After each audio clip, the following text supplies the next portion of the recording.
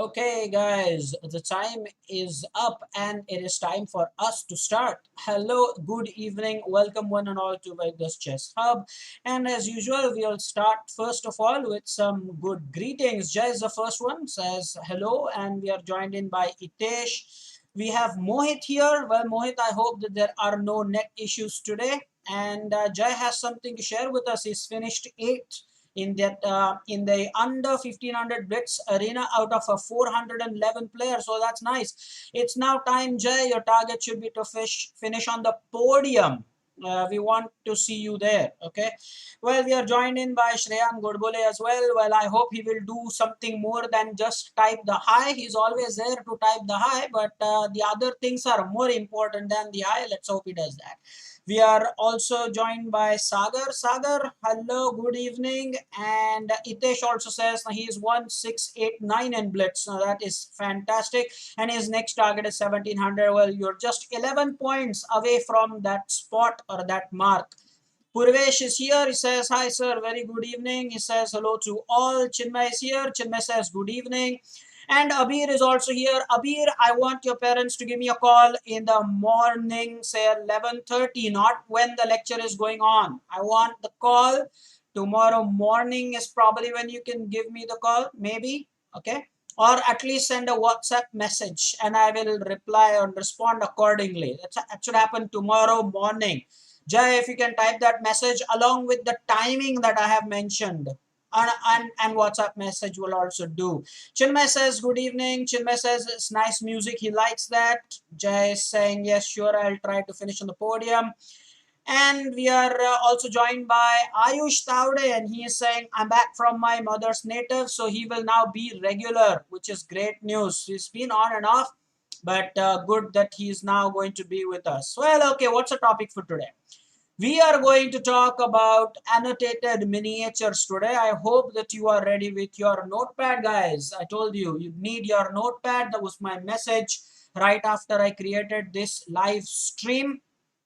And we are joined also by Grunts, who is probably here always a couple of minutes late. He has to be here 2 minutes earlier.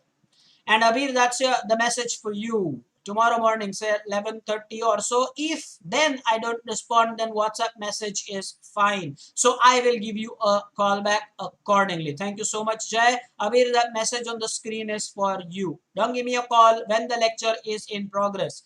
Abir acknowledging that. Wonderful. Guys, I'm coming back to the point. I want your notepad ready because we are going to study two fantastic miniatures today. So let me talk first about what are miniatures.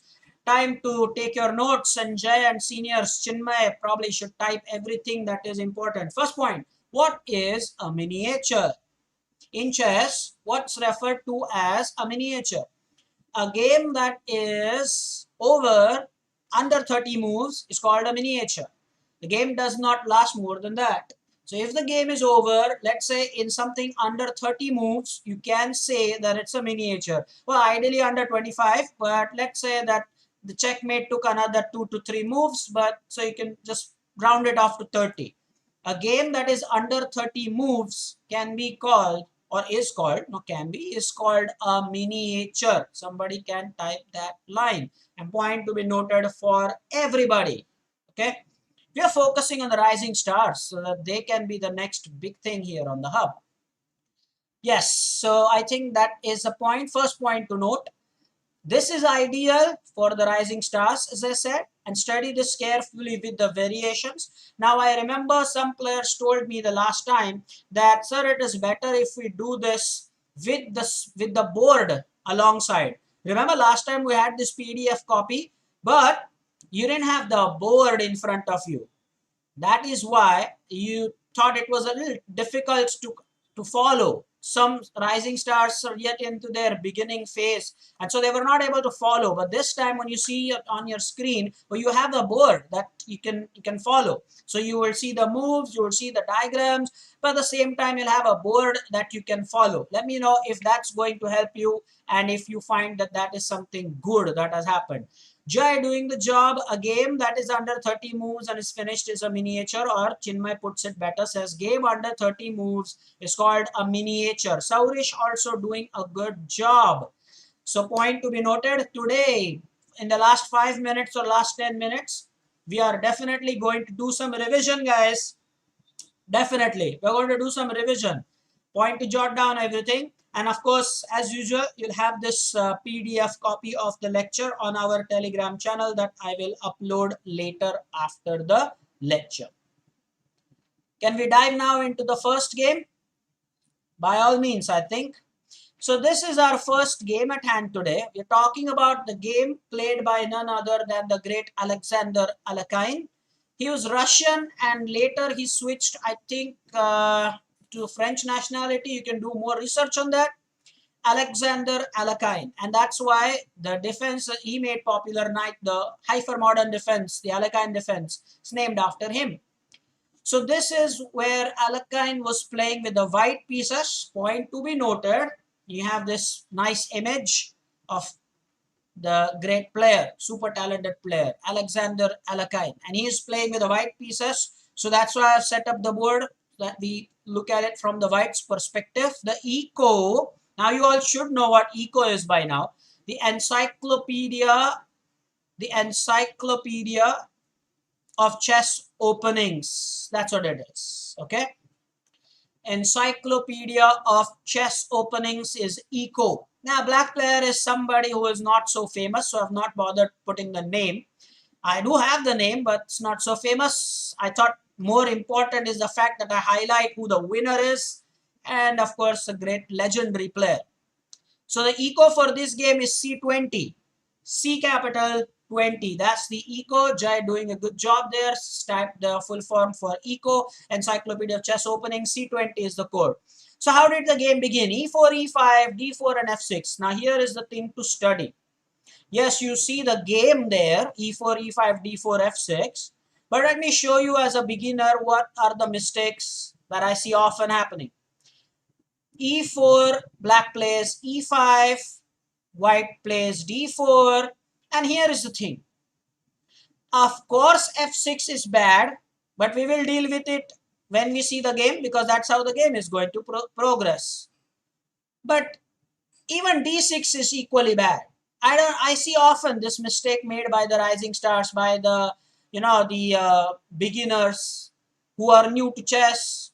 They don't have much experience. They make such moves. They think that you have attacked my pawn and I've defended the pawn. It's not quite so simple. You give a big advantage to white and as early as move number 2. And that is something that you must avoid. Okay. So why not D6? The thing is, now after D takes E5, black will recapture the pawn. So there will be a pawn exchange. But now look what has happened as a result of that exchange.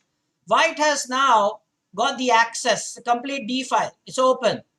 And now white can execute the plan. Queen takes D8 check. Forced move is king takes D8. And now you know what happens when the king moves. Beginners, pay attention. The thing is, when the king moves, you cannot castle. King side, queen side, out of question. The king moves, you cannot castle. That's it. You just lost your castling rights. That is why E4, E5, D4, you should not go for a move like D6. This move in particular, that's equally bad. F6 is bad, of course. We will go ahead and find out in the game what happened. And let me tell you that, yes, the move is F6, but the way Alexander Alekhine finished the game is something to study. And that will once and for all tell you why that F6 move is so bad. But the point before that is D6 is also bad. What did I tell you? You play D6, what happens? Well, there's exchange of pawns and white is able to take and then king takes back and that's it, black has lost castling rights. I'm not saying here that black simply cannot continue the game from this position, but come on, I mean you have given an early edge to white. And as I said, as early as move number 2, why do that? One more thing is, when black played E5, the logic of playing E5 absolutely and totally was to control the square at E4, wasn't it? I mean, at the start, when you play E4 and you play E5 as a response to E4, black player did play that move to control D4. Now, when you have the pawn on D4, Well, you would go ahead and take that. As simple as that. Then why would you shy away and try f6 and d6 and make your own position worse? You should not do that. So just remember that, okay? When you play e5, whenever you understand the fundamentals of chess, as a black player, if you were in the black pieces here, e4, e5 was your response. You wanted to control d4. That's why you played e5, hello, as shown by the red arrow. So now when there is a pawn on d4, you must take to make some sense. You didn't play e4, e5 out of formality. There was some reason why you played e4, e5. Okay? So having said that, let's now get to the game. So f6 it is. Okay? And now after f6, I'm sure that he must have taken there. There you go. So of course you take d takes e5, just like you would have had black played d6. I just showed you that, is it not? And black will also take. And what black has unfortunately done with that move f7 to f6 is that he has opened this dangerous diagonal, which is the e8 h5 diagonal. And that's the thing you should type, the seniors. Never open e8 hyphen h5 diagonal too early. Never open the e8 hyphen h5 diagonal. This is how you call that diagonal. So the square is e8 and this one here is h5. So I've shown indicated that by the red color. Never expose that diagonal as a beginner. That's the first problem that you have to try and plug. You never open that. As you can see how Alexander Alakar exploited that, and as you would exploit if your opponent makes this mistake, is notice that there is this open diagonal and the king is really defenseless. So almost open the king. Really, very bad. Okay? Very nice. The seniors are doing their job. They're typing everything. That's important. So yes, there you go. Queen h5 check. And black played the move king e7, as you can see in the notes. But let me show you that if you're thinking, sir, why play king e7? Can you just not block the check as I've shown with the green arrow? That's possible, right?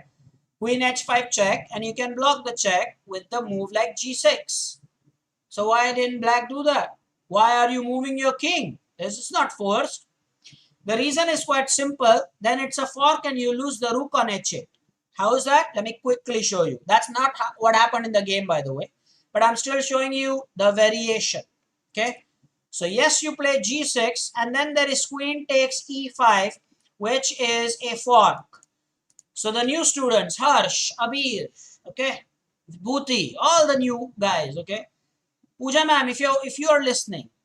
So this one is a fork, a very, very notorious fork that is there as a result of that e8 h5 diagonal that got opened up too early, and now the rook on h8 is hanging. By hanging, I mean without support. So now black is going to lose the rook because black has to address the check first, and the queen will take the rook as shown by the red arrow. Obviously, that is the reason why black in the game played e7. Okay, fine. What happens next? On your screen now, you have the notes. Today the stream is very fluent and I'm happy. Normally our streams are fluent. Yesterday there was some disturbance. There was this net connection that was on and off yesterday because of the heavy rains. But today it's absolutely fluent as butter as on normal days it is. Enjoy that. Now, queen takes e5 is played nonetheless. Whether you play g6 or you play king e7, that's got to be the next move. So queen takes e5. And look now, I mean, as early as move number 5, this is just move number 5. But look at this position. From black's perspective, this is already horrible. You don't want to play a game like this, where you give such an early advantage. Move number 5 and you are in trouble. The king is already in the open. You've lost your castle, right? You're down on material because white just took that pawn on e5 as well. All that to save the rook on h8. But now look what happens. King f7. Of course, that's a forced move. Guys, just remember what you mean by force move, okay? Here, the king has no squares other than f7. So you can see that the blue arrow, okay? The blue arrow is the only move black can make. And that's why you refer to such things as forced move. Force, the name says everything. Force, there is no other way out. Force move. And so king f7. Bishop c4 check. One check after the other. See now, all the pieces are joining the action. That's why you should not open the Pandora's box. That e8 h5 diagonal, a strict no-no. A strict no-no. That leads to problems. So bishop c4 check. Now what's going to happen here? Nothing much black can do. d5. But now that doesn't help, because that's just defended once. But boy, that is attacked thrice. As a beginner, always learn to count. Again, Jay, Chinmay, type this. Always learn to count. Always learn to count how many times is the piece attacked and defended. So in this case, the green arrow shows all the support that the pawn has, which is like 1.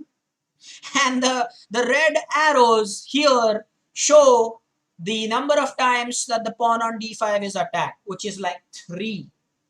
3:1. That's huge, overwhelming, absolutely overwhelming. And so you lose that pawn. And of course, obviously, white did take that, okay? And now the king will go to g6. It's not forced. I just taught you what is forced.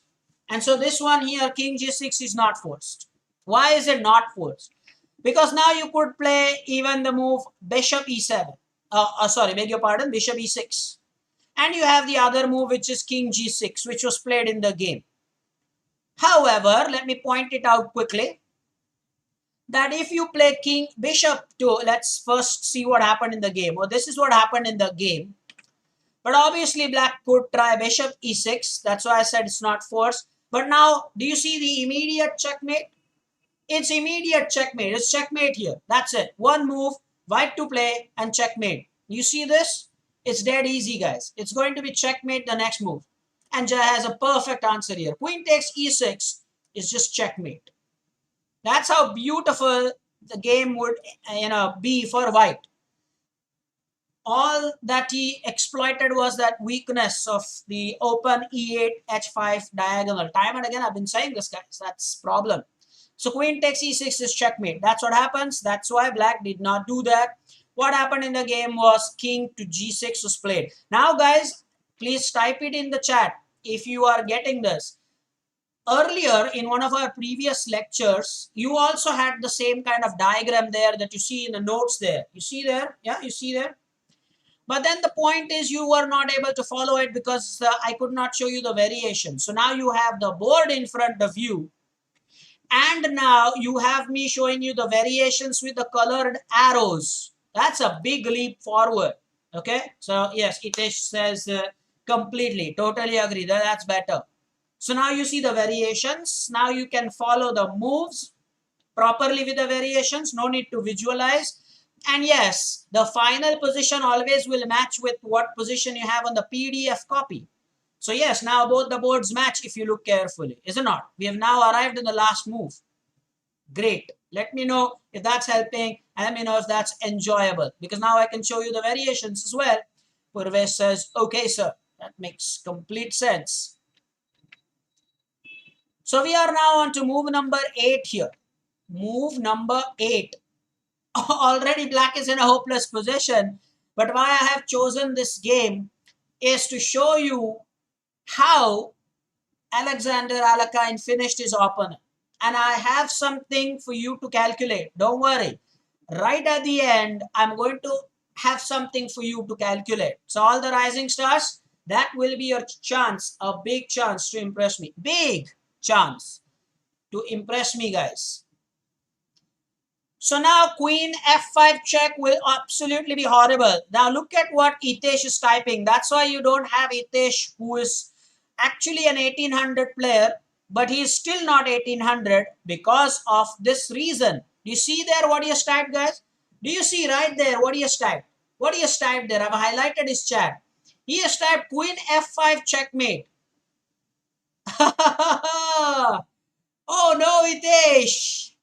You know, if we were doing this kind of Instagram reel, and I would play the song for you. Oh no, oh no, oh no, no, no, no, no. I would play that. Absolutely, I would play that for you. And Chinmay completely agrees with that. Oh, Queen F5 is a blunder. What are you talking about, buddy? Now Hitesh himself realizes, look what he types here. Oops, this bishop is there. I'll show you on the board. If you missed what he said, the gentleman thought Queen F5 was checkmate, completely overlooking that the bishop will take the queen and game over. And Hitesh, now you realize what is the difference between Alexander Alakine and you? Comments. Comments. So now you know what's going to happen here. Okay? This is just incredible. Please remember this, okay? You see the notes here. Don't worry about that. We'll see the notes. And Chinmay, you will know whether your line is correct or not. But I think Hitesh has learned his lesson here. All right. So, Queen to G3 check was played. King to H5. Again, not forced because that's one move. And bishop blocking the check would have been the other move. So, not forced. King H5. Bishop F7 check. And now I think the move is forced. Watch this. Can't go here because of this bishop. So that's not possible, guys. Can't go here. Bishop, queen, queen, queen, and check. So the king has no moves. The forced move is G6. I repeat, the forced move is G6. That is just brilliant. Okay. And now G6 is the move. That's where the board is. Now again, you can see that the last move will always match with what I am coaching you with. That's always good. You get something where you can match.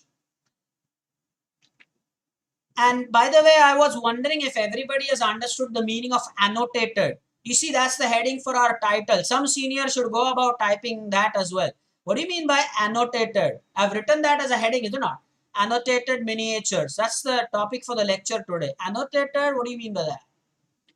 That means with special comments or emphasis as a lecture. With special comments or explanation. That is the meaning of annotated. So whenever you have a game that's annotated, you will have some notes. So there you see that I'm actually explaining it to you. Well, when there are variations, you will see them on the PDF file as well. There might be some arrows, something like that. There will be some annotation. Some seniors should type that because that will just help juniors make their notes properly. And hey, even the rising stars should start taking their notes. You'll have good notes in your, as a good compilation in notebook, register, whatever. Or hey, you can do that on the computer as well if you love typing. And if you have that good typing speed. So annotated. G6 is the move here. Let's continue and let's see how the game is going to go. Here, Queen G4 check was played after. Whoa. I think there is this move that we have to have before this. Yeah, this one here. We missed this action here. Yeah, we missed this action here, guys. We missed this action here. Yeah. Move number 10. What do you see here, guys? H3. I'm going to play that. All building up. H3. Then you have Queen F6. Look how this game nicely builds up. Knight to F3 and Bishop to E7. White is building up for something very special, and that also means that now we will come to the point where I promise the rising stars and all the juniors, Hitesh, you will have a chance to impress me. You actually could not impress me with the move Queen F5. Later you realize that that's actually a blunder. But now, again, there will be a chance where you can impress me. We are going to study 2 games today, Tesh. There will be a lot of options, lot of opportunities for you to impress me. Also, don't forget at the end of the lecture, we'll recap whatever it is that we studied today. So, white is building up for his attack. Again, compare that what we have on the board is exactly matching the PDF diagram that you see there, which is great. And I said as an annotation that both the players are building up their positions, but black is already lost here. White is building up for a solid attack. And now this is what I love. The queen sacrifice is coming your way. Queen sacrifice is something that you do often when you have checkmate, where you do sacrifice queen when you get 2 rooks, maybe 3 minor pieces. Yeah, you do sacrifice the queen. But as a rule of thumb, the queen is sacrificed when you get a checkmate, because queen is simply the most powerful piece on the board. So the queen sacrifices often occur when there is checkmate possibility. So here Alexander Alekine has played the move which is just unbelievable. He played queen g4, and now Hitesh will be very happy. Hitesh will say, hey sir, I wanted to give the queen earlier, but that would have been a blunder. This is a whole different ball game, because this time it's calculated. This time it's not a queen blunder. And I'm sure Chinmay will love it, because this is slightly different than what you had anticipated. Watch it. So now queen g4 is a lovely check, and that's why you have exclamatory mark. Again, something that seniors can type. Abir, Harsh, Vibhuti and Purvesh and everybody. What is here for you to learn is that exclamation mark shows excellent move. So here queen g4, if you look at the PDF copy, it's exclam. I mean, it's a wonderful move. A blunder will be with 2 question marks. He played the move queen g4 after a lot of thought. And why? Of course, black took. And I mean, it's forced. And it's also forced that it has to be taken with the bishop. You can't take the queen with the king, because the queen enjoys the support of the pawn. That's why I said that h3 was that build up there. You play h3, and that's the build up for that nice queen sacrifice. That's why the move to take the queen is forced. And also that you have to take the queen with the bishop, and you can't do that with the king because of the h3. So yes, the game continued with bishop takes h3, bishop takes g4. H takes g4, and we have recently studied this, that this one is called a double check. Seniors, if you are taking notes, observe how whatever it is that we learn in the lectures often is seen during live play. This is a great example of double check, is it not? So what you see here is that the pawn took the pawn, cleared the way, and now what you see here is a double check. So pawns check, and you can see that it's a discovered check. We know that by now, that it can only be a double check if there is discovery. Otherwise, it cannot be a double check. And so you have this double check, and now again it means that king has to move. We know that by now, that if it's double check, the king has to move. It's the only way to get out of the check. There's no other way. So king takes g4. That's the move. King takes g4. And this is why I love this sacrifice, because now I want you guys to think about this checkmate. Can you think about this checkmate? Can I give you like a minute here? Okay, granted, a minute. Can you think of the continuation here? I have granted you a minute, which is already started. Now, Chinmay, Hitesh, Jay, Mohit, now is the time to impress me. Why did the great Alexander Alekine, who's playing with the white pieces here, give his queen? What is the plan? White must be, anticipating a checkmate. Otherwise, there's no way you will give your queen.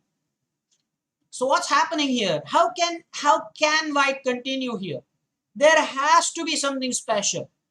Otherwise, with that queen sacrifice, you're not going anywhere. Chinmay thinks it's knight h2 for start. Ooh. And later you can have a discovered check. Then you can have bishop e6 check, which Mohit thinks could be the first move. But Chinmay says the right way to start will be with the knight h2 check. Later we will have the bishop e6 check. And then you can have a checkmate with a pawn. Checkmate with a pawn. How is that? We all love that, don't we? I mean, that's rubbing salt on wounds. And that hurts. And that hurts. Knight h2 check is the move that everybody thinks Chinmay is right. But just saying that you agree after some senior has typed it is not so cool. You have probably got to type it a little better. Okay. Knight to h2. It can be knight h3, right? Can it be knight h3? Can the knight go to h3? You see the ABCD there. It cannot be h3. It has to be h2. Remember, white is already a queen down here. So you can't start with bishop e6. That would be bad. Okay. So now everybody says agreeing with Chinmay. Well, let Chinmay agree with you sometime. Let's go ahead and actually execute that. Knight h2 check. Watch the board. I'm showing you the moves. On the PDF, you just have a static image. That's why we have this idea now. Time is up anyway. Now, let me also take you to that PDF page now. There you go. So yes, Chinmay is right. And yes, bishop e6 is the move, but it's not the first move. You will first give the check with the knight. And there is a reason why you will do that. You want to play the pawn to f3, and so the knight has to vacate that square. So now I think all those who thought that maybe bishop e6 was the first move, you realize why that was not the first move. So knight h2 check. King goes to h5. Well, let's be honest here. That's the only move. Let's find out. Can't go here because of the pawn. Bishop. Nonetheless, it doesn't matter where the king goes on the h file. Can't go here because of the bishop. Pawn, pawn. So yeah, sure, somewhere on the h file. Not somewhere on the h file. Even h3 is not possible. So h4 and h5. That's really the only chance. Let's say, what happened in the game? h5. Okay.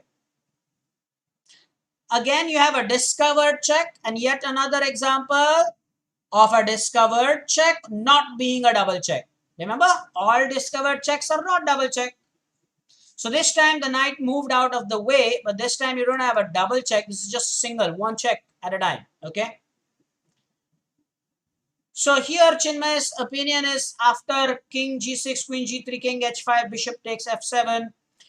And he thinks that after king g6, queen g3 check, king h5, bishop f7, g6. Well, that's more accurate. So he says. So you agree. That's fantastic. It's nice. Alexander Alekhin is doing a good job by finishing this game in the way he did. So check by the rook. And now what happens? It's check by the rook suddenly. King h5. Knight f1 check. King g4. And now you have bishop e6 check. It doesn't really matter. It doesn't really matter. This is just a deflection, guys. This move is a deflection. We don't want the queen to take the pawn because the checkmate is going to happen on f3. And we just don't want the queen there on f6 when the queen will be in a position to take that f3 pawn. Follow the diagram, guys. We want to play the f3 checkmate. And we don't want the black queen to be on the f6 square when we deliver the checkmate on f3. And that's so important. That's why the bishop e6 move is now just a deflection. So let's make the queen. Look at now what's happening on the board. I'm doing the move now. Queen will take this bishop and move away. The queen has moved away from this f6 square, which means now the queen has no control over f3. And now f3 is checkmate. Check and mate. And because I say so, it's checkmate? No. Let's check it. Check by the pawn, can't stay there. Rook, rook, pawn and rook, knight, bishop, pawn, bishop. Can't take the pawn because of the pawn support. It's checkmate. You can't get the king to move anywhere. The check is from the immediate square, so there is no question of blocking it. And the king cannot take the pawn because the pawn enjoys the support of the pawn. So you cannot even take the piece. Normally move the king. Yeah, okay. Block the check. Take the checking piece. Okay, that's the last. But all three, not possible here. So it's very important. Okay, this is simply an awesome mate. And really, I mean, all that happened because the e8 h5 diagonal was exposed as early as move number 2. So I'm going to take the game back now. Let's see how the game, goes back. Watch it on your board, guys. Watch it on your board. Yeah, watch it, watch it live in action.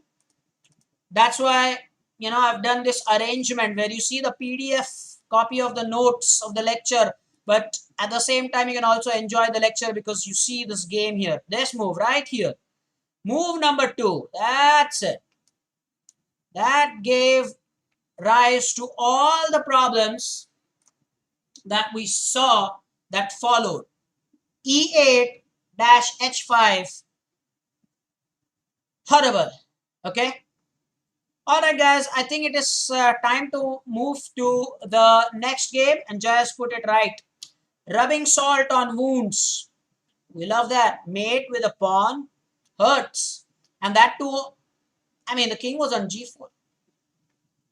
Buddy, congratulations, Alexander Alakain, for a beautiful game. And he gave something good for us to study. Game number 2, guys. I'm going to reset my board. Again, it's from the white perspective, so I've reset my board. Let's talk more about this game. This game involves a Greek gift sacrifice. I want the seniors to be alert. This is game number 2 now, okay? This game is about the Greek gift sacrifice. Some seniors do the typing here. The Greek gift sacrifice. Now, what's this theme here? A Greek gift sacrifice is when the bishop sacrifices itself on the h7 square, or from the black's perspective, when the bishop sacrifices on the h2 square. And often that is done to bring the king out into the open when the situation is, when the circumstances are right. So that's known as a Greek gift sacrifice. So the seniors doing a good job there, they're typing it out. And Jaya also adds that I love the Greek gift. Also, somebody type it. What is the eco for this game? The Encyclopedia of Chess Openings. And here this time the eco is C10 or C10. If you remember what it was for the last game, guys, it's very important. You should remember those ecos. Encyclopedia of Chess Openings. Now, this game did not start with the move E4, E5. Oh, good. Ayush Tavde is joining the action. So he's also doing some typing. So did Itesh. So did Mohit. That's interesting. So this time the game is in the French defense. Now watch the board. Of course, we'll match the PDF only when the moves are executed on our board. So E4. Now you see the moves happening on your board. The teaching board, let's call that. And when black plays E6, this is the French defense. In the last game, well, we saw that the pawn came from the E7 square to E5, something that is very important. Okay? So this is the French defense, E4, E6. D4, white will play for the center, and black will, the first move was aimed to support the pawn, the second move will be in the center. It's always about playing for the center. It's very important, guys. So this one is probably going to be the French defense with knight c3, maybe, if I remember the game well. But remember, there are many variations here. Let's see what's going to happen in this game after this sequence of moves. Okay, there you go. So what do you have here? Knight to c3 was played. Good. Always develop your minor pieces. Exchange of pawns happen. Now, if the beginners are watching this, what did I just say? Exchange of pawns. So, pawn took the pawn on e4 and white took the pawn back. So, recaptured. The knight recaptured the pawn on e4. This is known as a pawn exchange. Nobody lost material. It was a simple exchange. Black took the pawn and white recaptured the pawn. Watch that. D takes e4, knight takes e4. It's a simple exchange that happened. Okay? Fine then. So after that, you have the developmental moves coming up. Black played the move bishop d6. White played bishop d3. Black played knight to e7. So you can clearly see that black is ready for castling here. Point to be noted. In the opening, again some seniors should do the typing. In the opening, you should look to develop your pieces, and in particular the minor pieces, and even more specifically, develop your knights before the bishops, they say. Okay. Now, if you look at the black's pattern of development, why did black then play the bishop first? Well, it's not hard and fast rule. You can't put the bishop first. The bishop and knight both are valued at 3 points. But you know, it's just a general practice, they say, of putting the knight out before the bishop. In this case, however, the bishop had to come out first, because if the knight had come to e7, then the bishop would have been trapped on this f8 square, would not be able to come out on d6 where you see the bishop now. So what do you do in the opening? You develop your minor pieces. That's what you try and do. That is your goal. In the opening, that's what you do. So that's what you see happening here. Both the players are trying to, you know, they're getting ready with the basic development. All right, let's see how the game progresses. Interesting. Bishop g5, pinning the knight. And now very quickly, let's see if somebody can tell us. This is a pin. This is a pin, all right. The knight is pinned. If the knight moves, we'll get the queen. But is this the absolute pin? No. Can somebody tell me? There's a name for that. This is not absolute pin. And why? The reason is that the knight on e7 is pinned to the queen. Anytime the piece is pinned to the king, then you say that it is absolutely pinned. Otherwise, it's just a relative pin. All right. So then, bishop g5 and black castle. Well, black had played all his opening moves with that perspective. But of course, read the PDF notes. What did I just type in there? Black seems to have little idea about what is imminent. Now, what do you mean by imminent? This word there, I-M-M-I-N-E-N-T, imminent. Guys, imminent means something that is about to happen in the near future. Something that will follow is imminent. Don't confuse imminent with eminent. Eminent is somebody important, something significant. That's eminent. I'm talking about imminent. So black has no idea about white's plan now. And now again, I'm going to give you probably a minute to think about what you think white played next. You have a minute. I've already started your countdown. I wonder why Hitesh is doing all this typing like this. Maybe the caps lock is on and still is using the shift button. That's why it's coming out like this. Hitesh, watch what you're typing. It's completely the opposite of how you want it. Anyway, your countdown has started. And so you don't have the Greek gift sacrifice immediately here. The knight's on e4.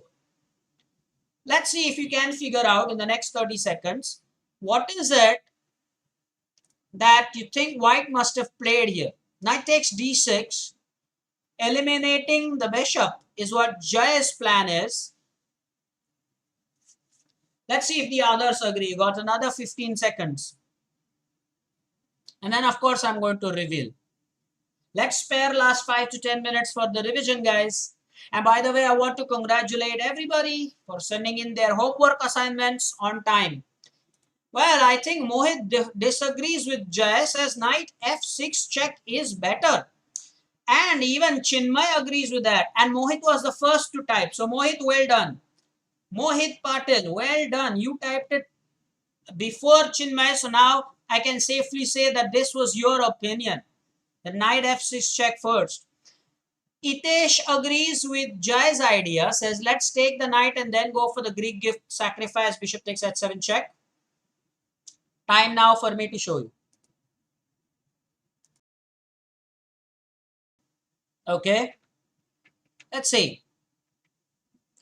Did that happen? Knight f6 check? Absolutely! Congratulations to all those who thought that knight f6 was the next move. And this is unbelievable. Jay and Hitesh clearly will have this gesture or reaction to what they see. Knight f6, how unbelievable is that?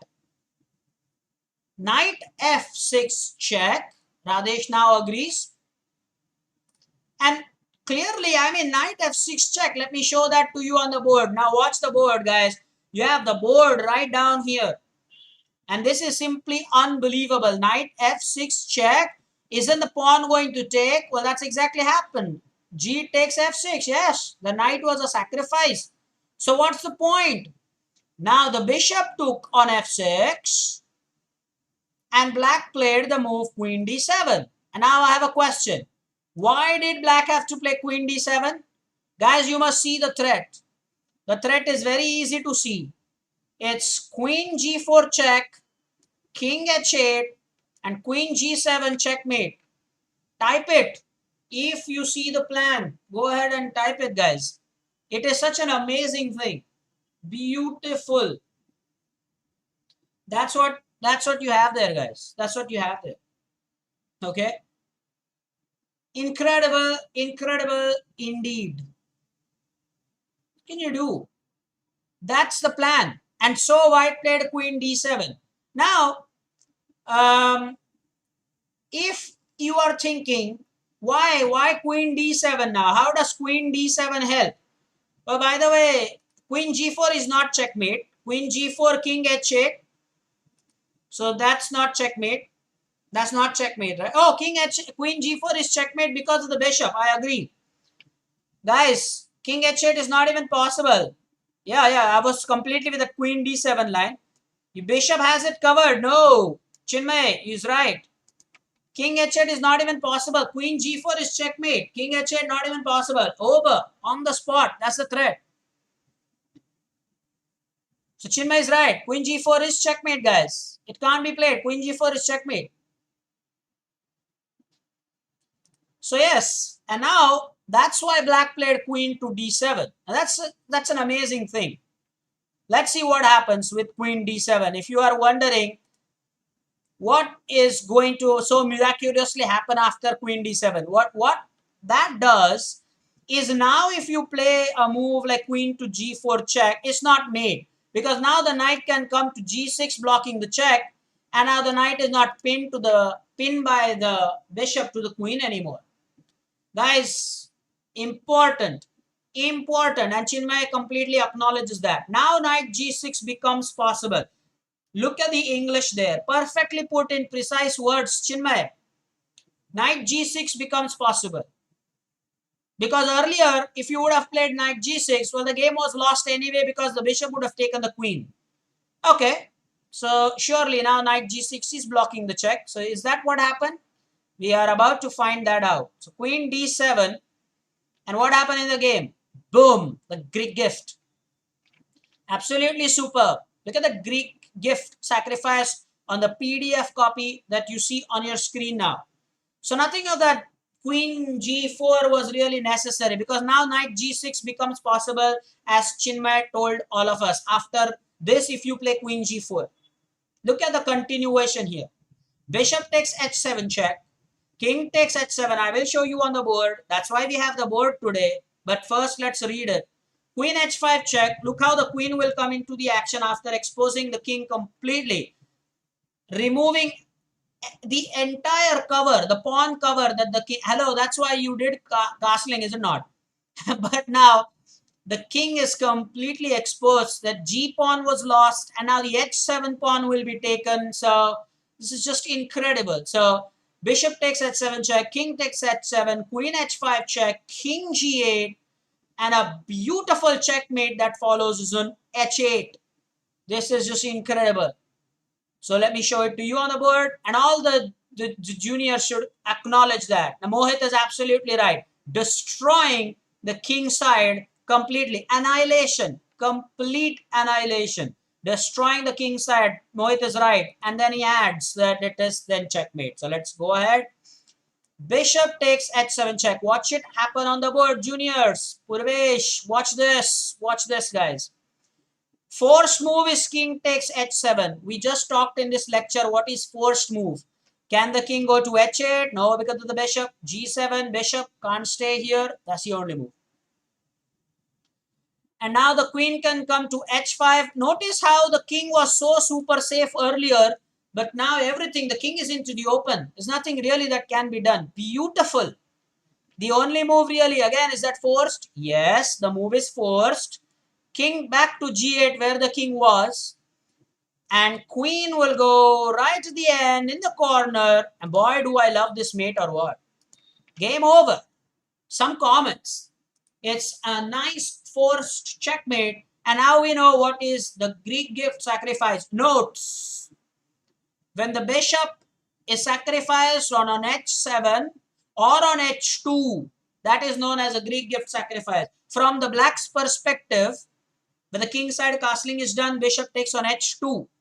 From the white's perspective, it happens the way we saw in this game. Bishop takes h7, check. This is just brilliant.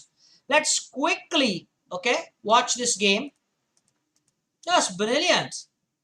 Absolutely brilliant. Guys, we have to spare last 8 to 10 minutes for the recap. I want to take you through this game one more time. And now this is the beauty. In addition to the PDF copy, now you have this particular game that you can watch. Okay. Mohit is saying that we have noted those things. So let's go ahead and see now. E4, E6, E6, right? That was the game, E6. D4, D5, E4, E5 was the first game we saw today. Knight to C3. By the way, E4, E6, D4, D5, the French defense. Somebody type the echo for both the games, guys.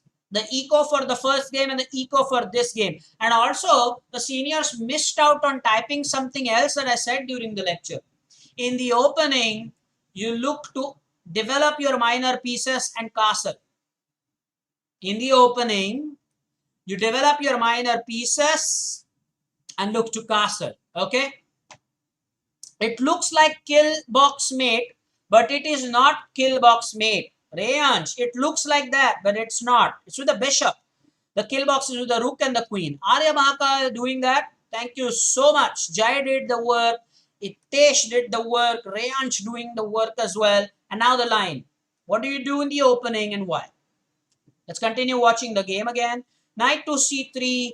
Pawns are exchanged. This is known as the exchange. Okay. Bishop to d6, bishop to d3, knight to e7. Black is ready for castling.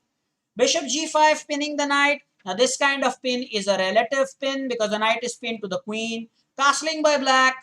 Knight f6. And boy, I actually did not give an exclam for this, but it does deserve an exclamation. I mean, you can't think of a move like knight f6 immediately unless you get to a certain level. So knight f6 is just a brilliant move. Just smashing the king side cover completely. The pawn cover is just blown. G takes f6, bishop takes f6. The threat is queen g4 mate. That's queen g4 is indeed mate. Okay, queen g4 is mate. Fine. What else do we have here?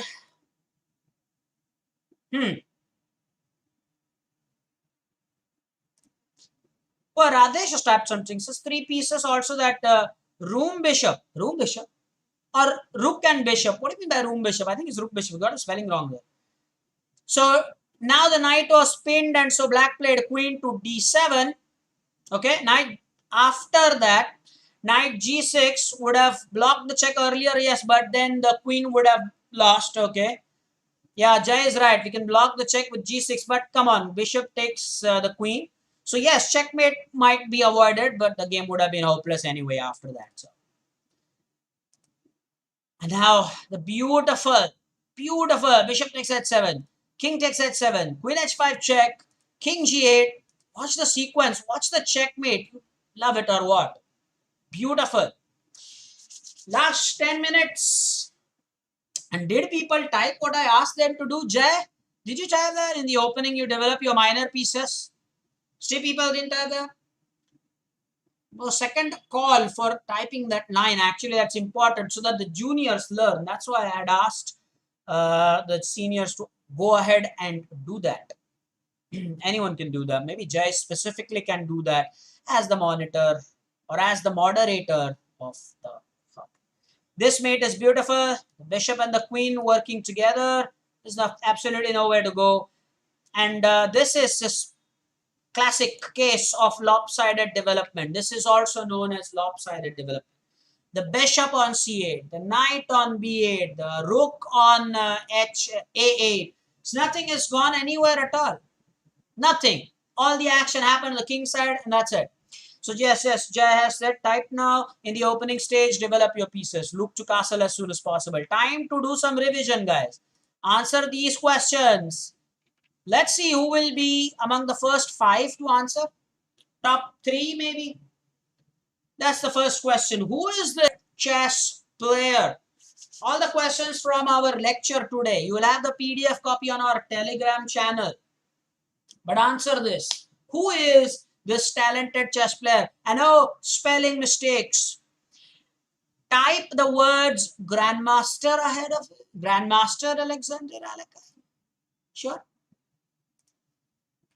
The world famous. Yes, everybody is doing a great job. Grandmaster Alexander Alekhin, he is. That is super. Really super. Alexander Alekhin. The Alekhin defense is named after him. And in many variations you have a lot of variations named after him. And as homework, well, there is one more thing. Why don't you go ahead and tell me he was born Russian, but then he switched to citizenship to some other country. Was that France? Let me know. Do some research, guys. Do some research. Is that the case? Okay. Next question, guys. I repeat, he was Russian by birth, but then he changed his nationality later. World War was the reason for that. I'm not sure. But yeah, go ahead and search that. That as a student is your homework. Do your own research. Jay probably has the answer to that. Jay says already in the chat. I think it's France. Is that so? Okay. Next question, please. Answer to this one. Ayush Tavde agrees. They have done their research. Ooh, they have done their research. And now it is France. So we'll probably wait for some, checking and cross-reference. But so far, people think that it's France. All right, guys, all the best. Question number 2. What are the chess games that end in under 30 moves called? Okay, Ayush Tavde with the answer. Miniature. Sagar with the answer. Arya Mahakal with the answer. Ooh, that's nice. I love that. Miniatures. They are called miniatures. Mohit Patel with the answer. Chinmay with the answer. That's fantastic. Miniatures or miniature game. Even if you just write miniatures, it is absolutely fine. You don't have to say miniature game, but miniatures. I had actually also told you that the games are actually over by move 25. But as a consideration for any forced continuation, let's round it off to 30. Basically small games, short games. Okay, 30 is normally considered the benchmark. Okay. Yeah, that's right. They are called the miniatures. Guys, when you receive this as a PDF copy today, this won't be the editable or the fillable PDF because these are just simple answers. Okay. Next question, please. Question number 3. Which move begins the Greek gift sacrifice? You should type the answer entirely from the white perspective, from the black's perspective. Just remember what I said. From the white's perspective and also from the black's perspective. Which move begins the Greek gift sacrifice? Let's see. Type the answer from both perspective, not just from the white's perspective as we saw in this game number 2 here in the lecture. Okay, so if it's better you type it, but Chinmay has just gone for the straightforward answer. Bishop takes h2, check. You have to type check. It's often with the check. Or bishop takes h7. Jay says from the white's perspective, it is bishop takes h7 check. Or black's perspective, it is bishop takes h2. Ayush Tavde also typing the answer. Fabulous. That marks the start of the Greek gift sacrifice. By the way, Greek gift, you always write the G capital. Greek is the adjective form of Greece, is it not? The demonym. So G is capital there. Hitesh also with the answer. Sagar with the answer. So Sagar typed black for both. No, white for both. White, bishop h2. White should be bishop takes h7. He's typed it the opposite. Arya Mahakal doing the typing in the detailed manner. So bishop takes h7 check. And for black, it is bishop takes h2 check. Detailed answer. I love that. Question number 4. Watch that, guys. Question number 4. What diagonal did black expose too early in the first game? He did something criminal in chess. You don't do that. What diagonal did black expose too early in the first game, in game number 1? He made this blunder and we talked about it. Boy, that was something that is unpardonable. What was this? Nilesh Tavde, that is Ayush Tavde's ID with the first answer. E8-H5. That's how you type it. E8-H5. Jai follows it. Chinmay with the next answer. Sagar with the right answer. E8-H5 diagonal. Arya Bakar with the answer. Fabulous. Please remember, E4, E5, D4. I've already told you what to do. Guys, I've shown you that. If it's E5, then D4, you see now in this diagram, I've told you that D6 is also bad and F6 is also bad. Please acknowledge this in the chat, guys. I've played the moves on the board if you see. Both the moves indicated by the blue arrow are bad here. While F6 in particular is bad, but even D6 is bad. If you are playing this from the black's perspective, you have to take the pawn on D4. Or maybe play knight c6. That's an Imzovich defense, but ideally you'll just take that. Okay. Everybody with the right answer. Granth Taker also typing the right answer. Jay acknowledging that we've seen this in the board. Fantastic. Question number 5. Ooh, what's question number 5? What was the echo for both the games? Let's see how many people type this fast and accurately. What was the echo for both the games? What was the echo for game? You type this correctly. Game 1 and game 2. That will be better, guys. Just type your answers properly. Jai with the answer says for first it was C20 and for the second it was C10. I'm going to reveal one more thing about the echoes after this. Wrong answer. Ayush is saying C90. Ayush is saying C90. Is that even there? I don't know. C20 and C10. Yeah, C20 and C10. Chinmay with a complete detailed answer. Granth only says the first game. What about the second game? Okay, so C20, C10. I said I will tell you something more about this. Guys, whenever in the echo, you have this code beginning from C. Guys, I'm saying something important. Seniors can type that. In the echo, if the code begins with the C, which in this case like was C20 and C10, C shows that it was king pawn game. What did I just say? The letter C. Chinmay, I'm sure this was interesting for you. The letter C denotes that it was a king pawn game. That's why, although the opening was French defense, the first one it was a blunder F6, you have the start with C. So often when it's the king pawn, it's the C code that is given. The first letter is C. I hope that this was new and something interesting for you. And C20 and C10 is the right answer. There's no doubt about that. Are we done with the questions? Absolutely. We are done with the questions, and boy, It's digitally 7. Did we end this lecture back digitally on time or what? Jay acknowledges that this was something new. So the letter C denotes the king pawn was definitely something new. And Chinmay says, now I'll remember that. A C shows the king pawn, king's pawn game. Start typing your messages about the lecture. How fluent was that? How good was that? How the PDF files are helping you. Type about that. I would love to learn more. And I have received homework from all the students. That's a great news for you. Jai, my next mission for you is that in the under 1500 tournament, you should try to finish, at the podium, on the podium, let's say. You should try to finish there. You have the capability to do that. It's just the killer instincts that are missing.